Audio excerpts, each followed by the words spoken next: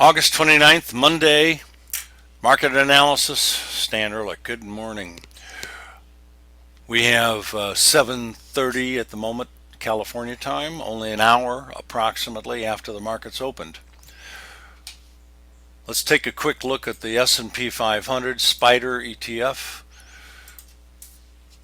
Remember that we had a overbought condition a couple of weeks ago, which caused me to start to turn bearish. We were around or almost exactly at the 200-day moving average. Reason to turn around, go back down. A long-term bear trend line, another reason. Overbought, a third reason. Gaps below the market on the way up to close, another reason. The minimum upside objective on a head and shoulder bottom, which formed in May, June, and early July, was fulfilled, which was 430, and I'm expecting to see this new leg down continue even more than we have so far, significantly more, in fact. This is a turning point on August 16th that is, I think, going to be, and has been so far, very profound. We started to come down for a couple of days and then dropped sharply. Then we gapped down on Monday of last week, forming what I said and I thought was a breakaway gap to the downside, and they're a little less likely to be filled than regular kinds of gaps. The gap we have this morning, I think, is a regular type of gap. So I am expecting a little bit more strength to fill the gap. But let me go into a little more detail here. When you have these engulfings, and Friday was a large outside down day or bearish engulfing candlestick, which I'm not showing because I like vertical bar charts. Remember, I've been doing this longer than candlesticks have been popular in the United States. But I will change to candlesticks soon. Just a little conversion time here, probably in a week or two.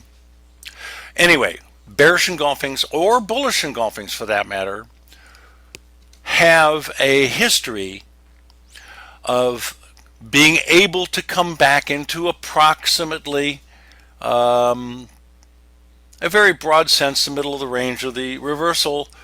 So where do we want to come back up to if we can? Now, this doesn't happen all the time. I'm going to say it happens a little more than 50% of the time. But when it does happen, and if we can come back up to approximately, I'm going to say 412, it could be, I hope it is, a hell of a good new short sale opportunity. Problem is, bear markets fall apart much faster than bull markets go up. You've seen some of that already. And as a result, we may not be able to get back up to that 412. There's resistance around 410. There's a little bit of resistance at 407. So that could block it. I'm not sure we're going to make it up to 12. In fact, I'm going to say we probably won't. So, closing the gap, making a little bit of a new high this morning, and very soon, probably in the next hour, I think will happen. And once we close the gap, I don't see too much more reason for a large rally. Again, at the very most 12, and that to me is pretty iffy on the S&P 500. I'm looking for lower levels. Let's talk about what's going to happen next. If we get this little rally, and I would basically stay short in general through this minor amount of strength, if we get it, then I'm expecting to take out today's lows, which could yet be today, and start to drop off even more. I've got a little bit of a problem. I can't come to a conclusion that there was a very specific level where there's a substantial likelihood that the market's going to stop going down. Unfortunately, it happens to be a zone, and it's in the 80s, 380s. Now there are some reasons to believe that still in the 390s, and we're 403, remember, very close to 390 something. The low of the day is 401 and a half.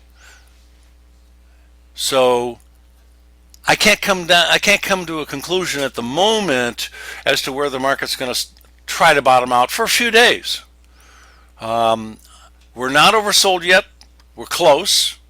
RSI is down to very low 30s. I like 25, not 30. Wells Wilder's original RSI uses 30 for oversold levels or below. Bottom line, bearish, looking for a lot lower levels. In fact, remember we're coming into the October lows, which is very reliable historically, well in the 80 percentile in the last 30 plus years, if not above 90% likely to happen. I don't have that chart available this morning. I've showed it to you at least once or twice in the last week or so, the October low seasonal cycle. So here we are at the end of August. We topped out. We're coming into September. I think September is going to be a very significant down month. Maybe enough to challenge the low that we made on June, what's that date? 17th. And that was a low of 71, or let's call it 372. People, that's 30 points lower than the 402 or 3 that we have right now. I'm bearish, even more so than that.